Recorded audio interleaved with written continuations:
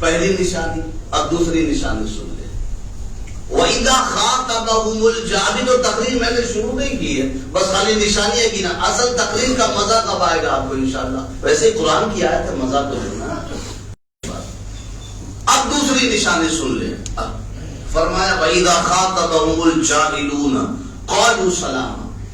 فرمایا دوسری نشانی یہ ہے کہ جب کوئی جاہل سے مخاطب ہوتے ہیں، جب کسی، اس کو تھوڑا سا ہم رک کے سنیں. اللہ والوں کی تیسری نشانی بیان بھی.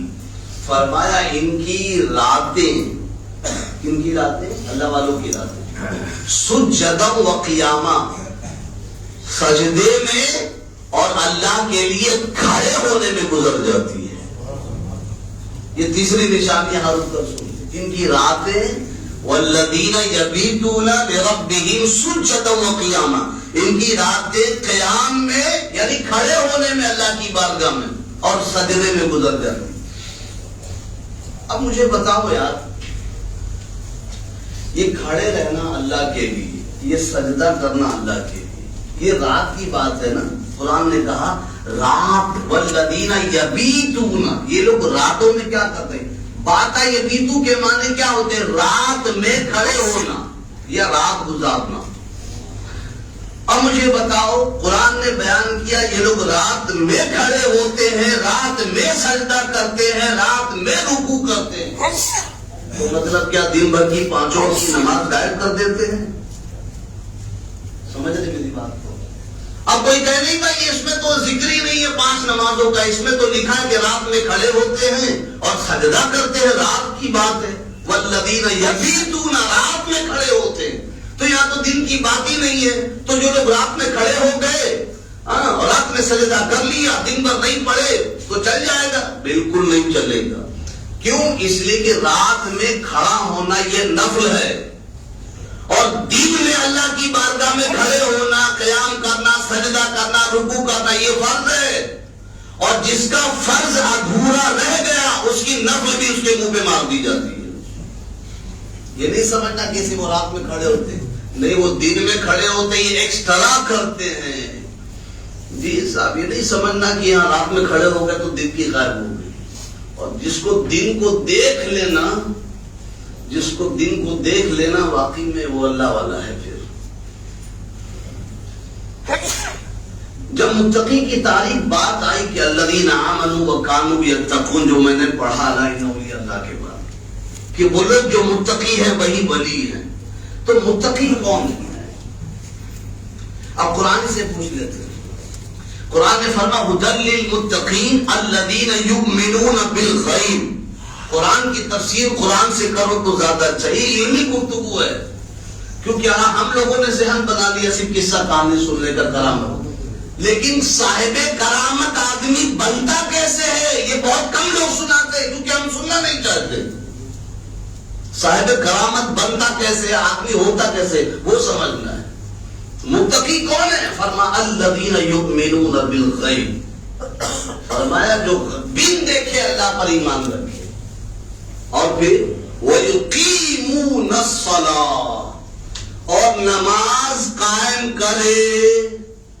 نماز پڑھے نہیں کہا ہے کہ جو نماز پڑھے وہ اللہ والا ہے. میں نے اپنے استاد سے جب تفسیر پڑھنی شروع کی تھی، مدارج شریف بھی، جلالین بھی، 2 تفسیر کی کتاب میں نے پڑھی الحمدللہ، تو میں نے کہا حضرت جہاں بھی نماز کی بات آتی ہے اللہ نے کہیں نہیں فرمایا نماز پڑھو. پورا قرآن آپ اٹھا کر دیکھ لیں. یہ سوال کرنے سے ہی بڑھتا ہے نا. تو ہم لوگ جب گھنٹی ہو جاتی ہے، ہم لوگ کا پیریڈ ہوتا تھا، بعد میں 5-10 منٹ بیٹھ کے پوچھتا تھا جو سبق ہوتا تھا اس کے متعلق. میں نے کہا حضرت پورے قرآن میں ہم لوگوں نے کہیں نہیں پڑھا کہ اللہ پاک نے فرمایا کہ نماز پڑھتا ہو وہ ولی ہے. بہت توجہ کے ساتھ سن، پورے قرآن میں کہیں نہیں، کیونکہ انہی سے ہم لوگ پڑھتے تھے. قرآن ہم سے زیادہ وہ سمجھتے ہیں. پورے قرآن میں کہیں نہیں نماز پڑھنے والا ولی ہے، یا نماز پڑھنا چاہیے، یا نماز پڑھو، پڑھنے کا لفظ نہیں ہے، نماز قائم کرو یہ لکھا ہے. کہیں اقیم الصلاۃ ہے، آپ پڑھتے ہو نا قرآن، اقیم الصلاۃ.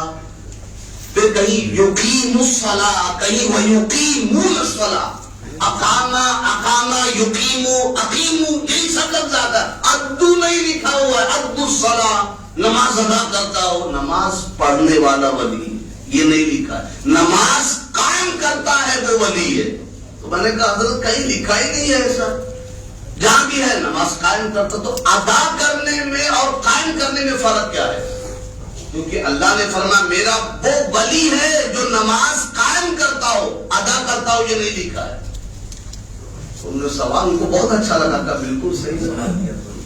نہیں تو لوگ گزر جاتے سن کے، سوال کیا کروا کچھ نہ سمجھ میں آئے. تو فرمایا دیکھو بیٹا، ایسا ادا کرنا اور ہے، قائم کرنا اور. ادا کرنے والا اللہ کا ولی نہیں ہوتا، نماز قائم کرنے والا اللہ کا ولی ہوتا ہے. کیوں؟ اللہ نے خود فرمایا میرا وہ ولی ہے جو نماز قائم کرتا ہو، ادا کرتا نہیں. میں نے کہا فرق کیا ہے؟ کہا فرق سنو. فرماتے ہیں کہ نماز ادا کرنا ہے، گھر میں ادا کر لیا، دکان میں ادا کر لیا، مکان میں ادا کر لیا، کہیں بھی ادا کر لیا، اس کو ادا کرنا کہتے. حالانکہ وہ بھی ہم سے نہیں ہوتا. وقت آتا تو دکان میں بھی چھوڑ دیتے. قائم تو بہت بڑی چیز، ابھی میں بتاؤں گا نماز قائم کرنا کس کو بولتے. ادا کرنا اور ہے، قائم کرنا اور ہے. قائم کرنے والا ہی ولی ہوتا ہے، ادا کرنے والا نہیں. تو مجبوری ہو گئی تو ادا کر لی، لیکن نماز قائم کرے. نماز ادا کرنا، گھر میں ادا کر لیا، دکان میں ادا کر لیا، مکان میں ادا کر لیا، چوراہے پہ ادا کر لیا، جہاں وقت آئے مصلی بچھا لیا، ادا کر دیا. جان بوجھ کے ادا کر رہا ہے، اس کو ادا کرنا کہتے. اور نماز قائم کرنا، فرماتے نماز قائم کرنا یہ ہے کہ نماز ہو اور ساتھ میں جماعت ہو اور ساتھ میں اللہ کا گھر ہو. آئی کچھ بھیجے شریف میں آپ کے. نماز قائم کرنا کیا ہے؟ آپ سمجھتے ہو گھر میں پڑھ لیا میں نے تو نماز قائم ہو گئی. نماز قائم نہیں، نماز ادا ہوئی. اور جو نماز قائم ہوتی ہے وہی نماز خدا تک پہنچاتی ہے. ہاں مجبوری ہے، نماز چھوٹ گئی آپ کی الگ بات ہے، لیکن آپ نے عادت بنا رکھی ہے ادا ہی کرنے کی. قائم کرنے کے لیے مسجد میں کبھی جانا ہی نہیں ہم کو، تو پھر تو بہت بڑا عذاب ہے. مجبوری کی حالت ایک الگ ہے. تو فرماتے کہ نماز قائم کرنا یہ ہے کہ نماز کا وقت ہو اور جماعت ہو اور اللہ کا گھر ہو. نہیں سمجھ میں آتا تو فرمایا دیکھ لو بخاری شریف بیٹے اٹھا کے منگوایا. پھر کو انہوں نے سمجھایا، کہا دیکھو حضور نماز ادا نہیں کرتے تھے، حضور نماز قائم کرتے تھے. وہ سمجھ رہے ہیں نماز ادا کرنا اور فرمایا حضور کا نماز کا قائم کرنے کا کیا معاملہ ہے. فرماتے کہ جب حضور کے آخری عمر شریف کا وقت تھا اور بیماری اس قدر بڑھ گئی تھی کہ دونوں پیر مبارک زمین پر ٹیکے نہیں جاتے تھے. اس وقت ایک جانب حضرت عبداللہ ابن عباس سہارا دیتے تھے اور دوسری طرف حضرت مولا علی سہارا دیتے تھے. انہوں نے دکھایا دیکھو یہ ہے قیام نماز.